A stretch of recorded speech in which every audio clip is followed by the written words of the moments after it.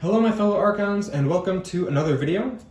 Today I'm bringing you guys a Dark Tidings deck from my own collection that actually has the ability to OTK, that is one turn kill, or forge all 3 keys in a single turn. And this deck can do it starting from 0 Ember, going all the way up to 3 keys and some Ember left over. So the name of this deck is Xanatos the Bountiful. It houses Starlines, Logos, and Saurian in it, and it just has a really neat suite of cards that allow this OTK to go off. If everything comes out perfectly. And so what I have out right now is the perfect setup for it all to work out. The deck is stacked so that I'm drawing into the correct things that I need for the combo to go off. I have 6 Star Alliance creatures out here. I have Operative Espeon, Diplomatic Gong, CXO Tabor, Operative Espeon number 2, CXO Tabor number 2, and Rocketeer Triska. The tide is low. The opponent has 4 Ember in their possession, and it could be 4 or more Ember. I just have 4 right now. And then I have Library card out. And then in my hand, I have Reach Advantage, Hedonistic Intent, Isotropic Core, Phase Shift, Science, and PI Sweven. So yeah, without further ado, I guess one last thing I should point out is the 3 key sheets that are in this deck. And the 3 key sheets are Honor's Keysis, Data Forge, and Imperial Forge. So obviously, something like this would probably never happen in game just because of how perfect it all has to be. But I still think it's pretty neat that the deck can OTK, even though it's pretty much 100% guaranteed not to happen. So yeah, without further ado, let's get into the process here. So step 1 is going to be to call House Logos, because Logos is the key house for all of this. And what I'm going to do is I'm going to use my library card. Action, Purge Library card. If you do, for the remainder of the turn, after you play a card, draw a card. So obviously that's pretty key for getting into my combo pieces later in the deck here. All right, next I'm going to play Science from my hand. I'm going to draw because of the library card. And Science reads, for the remainder of the turn, after you play another action card, gain 1 Ember. And at this point I've played 1 card, and I'm going to be shouting out how many cards I've played throughout this turn, just because that factors into the way Honor's Keysis works. Next, I'm going to play Isotropic Core from my hand. I get an Ember when I play it, and all my creatures gain Hazardous 1, but that doesn't really matter. And I get to draw a card because of Library card.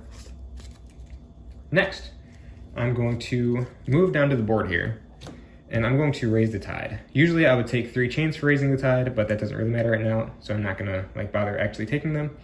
So I'm gonna raise the tide. And that will activate these 2 creatures down here, these 2 Operative Espeons. Operative Espeon reads, after a player raises the tide during their turn, they may use a creature they control. So since I have 2 Operative Espeons out, that means I'll get to use 2 creatures for having raised the tide.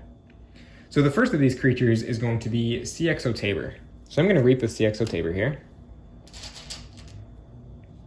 And he reads, you may play or use a non-Star Alliance card this turn. So I can do that whenever I want, so I'm just going to keep that in reserve for now.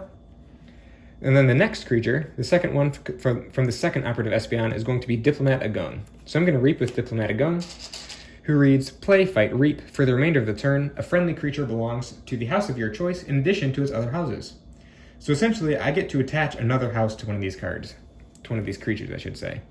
So I'm going to attach House Logos to the Star Alliance creature CXO Tabor. So now he belongs to both Star Alliance and Logos. And since I've called Logos, I get to use him. So I'm going to reap with CXO Tabor. And just like the other one, I'm going to get to play or use a non-Star Alliance card this turn. So that makes 2 non-Star Alliance cards I may play or use this turn. The first of these is going to be Hedonistic Intent. Card from House Saurian. I get an Ember when I play it, an additional Ember because of Science. I draw because of Library card. Hedonistic Intent reads, play, exalt each flank creature. So I'm going to exalt Operative Espeon and Rocketeer Triska. And now the second of these non-Star Alliance cards from the CXO Tabor is going to be Reach Advantage, another Saurian card that I get an Ember for playing, an additional Ember from Science, and I get to draw because of Library card. Reach Advantage reads, if the tide is high, which it is, a friendly creature captures 3 Ember. So I'm going to capture 3 from the opponent. I'm just going to put on Operative Espeon. It doesn't really matter too much. Alright, so now that I've done that, I'm going to play PI Sweven from my hand. And he's going to enter play ready because of Rocketeer Triska, who reads, while the tide is high, Rocketeer Triska's neighbors enter play ready. So PI Sweven will enter play ready, and I still need to draw a card because of library card after playing PI7. And at this point, I have now played 5 cards throughout my turn. I'm going to Reap with PI7. And he has the Reap ability of, if the tide is high, draw 3 cards. So I'm going to draw 1, 2, and 3 cards. So now I just need to play a whole bunch of stuff out of my hand. So I'm going to play Australis Seaborg and draw from library card. I'm going to play Armadrone and draw from library card. I'm going to play Vesplon Theorist and draw from library card. All right, so now that I've done all that, I have played 8 cards this turn total. And now this is the part where things get really fun. At this point, I've pretty much drawn into all the key combo pieces for this turn. First, I'm going to play Phase Shift. I get an Aember because of Science, and I'll draw because of library card. And Phase Shift says you may play a non-logos card this turn. So for my non-logos card, I'm going to play Bury Riches, a Saurian card. I get an Aember from Science.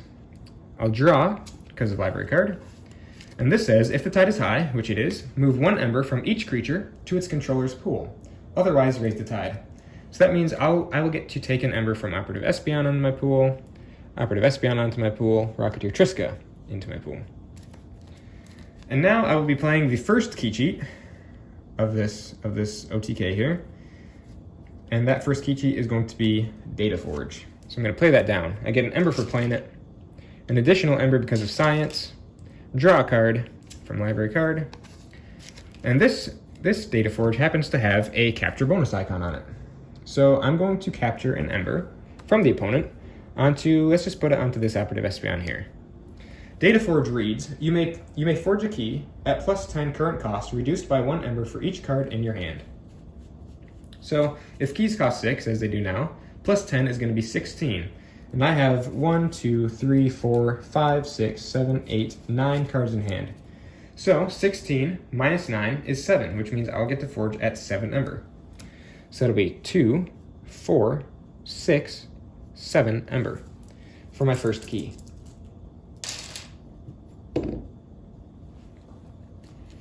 So now that I've done that, I'm going to play my second Phase Shift. I'll get an Aember because of Science, draw because of library card, and I'll get to play another non-logos card this turn. In this case, it is going to be my second copy of Bury Riches. I'll play that, get an Aember from Science, draw because of library card, and once again, if the tide is high, move 1 Aember from each creature to its controller's pool. So that'll be 1 from Operative Espeon here, and another from this Operative Espeon. And at this point, I have now played, let's see here, I've played 13 cards now. And for my 14th card is going to be my last Phase Shift. So I'll play that, Aember from Science, draw from library card, and I'll get to play yet another non-logos card this turn. In this case, that is going to be the second key cheat, Imperial Forge. So I'm going to play Imperial Forge. I get an Aember for playing it. I get an additional Aember because of Science. I get to draw because of library card. Now Imperial Forge reads, forge a key at +8 current cost, reduced by 1 Aember for each Aember on friendly creatures. So that means my keys cost 6, +8 is going to be 14, -1 for the Aember on Operative Espeon. That's going to put my keys at 13. So let's count this out, right? We have 2, 4, 6, 8, 10, 12, 13. I will get to forge at 13. Let's count that again. 2, 4, 6, 8, 10, 12, 13 for this second key.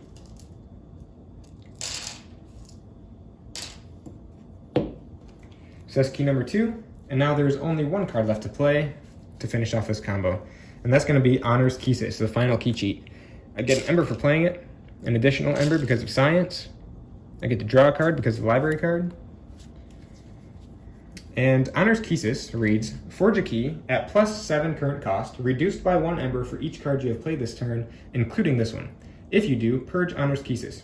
So at this point, I have played 16 cards. And 6 + 7, 6 for the key cost, plus the 7 for Honors Keysis tax, that is 13.